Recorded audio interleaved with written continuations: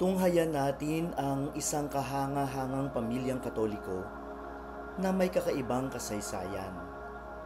Ang Leb family ng Netherlands na sumuong sa malaking pagsubok sa ilalim ng pananakop ng mga Nazi sa kanilang bansa, ang Netherlands, noong ikalawang digmaang pandaigdig. Isang pamilya sa Netherlands ang kinikilala dahil sa kakaibang naging daloy ng kanilang buhay pananampalataya. Si Ludwig at Jenny Leb ay mga Hudyo na nagpabinyag bilang mga Katoliko bago sila ikinasal sa simbahan noong 1906. Si Ludwig ay nakilala sa kanyang banal na pamumuhay at si Jenny naman sa kanyang pagiging magiliw at sa kanyang kabutihan. Nagkaroon po sila ng 8 anak at nagkaroon sila ng kakaibang karanasan bilang mga magulang dahil ang 3 nilang anak na lalaki ay pumasok sa monasteryo ng mga Trappist at ang 3 anak na babae naman ay pumasok bilang mongha sa Trappistine Monastery, una sa Belgium at pagkatapos ay nalipat silang 3 sa Netherlands. Ang mga magkakapatid na ito ay ang mga monghe na sina Father Ignatius, Father Nivardus, at Brother Linus. Ang mga mongha naman ay sina Mother Hedwig, Mother Teresia, at Mother Veronica. Sina Teresia at Veronica ay ipinanganak na kambal. 2 pang kapatid, si Hans Joseph at Paula, ang naiwan sa bahay upang tulungan ang kanilang mga magulang. Namatay ang kanilang mga magulang, sina Ludwig at Jenny, bago pa umusbong ang rehimen ng mga Nazi, kaya hindi nila naranasan at nakita ang kalupitang dinanas ng kanilang mga anak. Nang sinakop ng mga Nazi ang Netherlands noong Second World War, tumutol ang mga obispong Katoliko sa Netherlands sa pangaalipusta ng mga Nazi sa mga Hudyo. Bilang ganti, ipinahuli ng mga Nazi ang mga Katoliko na mula sa mga pamilyang Hudyo. Halos 300 mga Hudyo na naging Katoliko, kabilang ang mga pari, madre at laiko, ang inaresto at ikinulong. Unang dinakip ang 3 magkakapatid na mga mongha, subalit sina Mother Hedwig at Teresia lamang ang kinuha nila dahil noon ay may sakit na tuberculosis si Mother Veronica. Maaari sana silang tumakas at magtago, subalit tinanggap nila ang sakripisyong ito alang-alang sa Diyos at para sa conversion ng mga Hudyo sa ating Panginoong Hesukristo. Pagkatapos ay dinakip naman ang magkakapatid na monghe.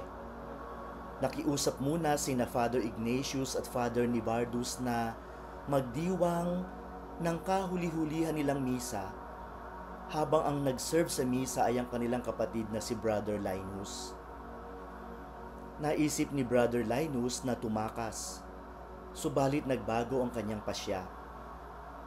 Sinabi ng mga Nazi na kapag hindi sumama ang magkakapatid, 10 monghe ang babarilin sa oras na iyon. Pinagsama-sama ang mga Katolikong Hudyo sa isang kampo kung saan nakitang patuloy na naging inspirasyon ang 5 magkakapatid sa kanilang pananalangin, pagkalinga sa kapwa at pag-aaruga sa mga mahihina. Doon sa kampo ay nakasama nila si Edith Stein, na ngayon ay kilala bilang ang Santang Martir na si Santa Teresa Benedicta ng Cruz, isang mongha na Carmelite. Inilipat ang magkakapatid sa Auschwitz sa Poland, kung saan sina Father Ignatius at Father Nivardus ay hinatulan ng kamatayan sa pamamagitan ng pagbaril ng firing squad dahil daw nahuli silang nagpapakumpisal sa mga bihag doon.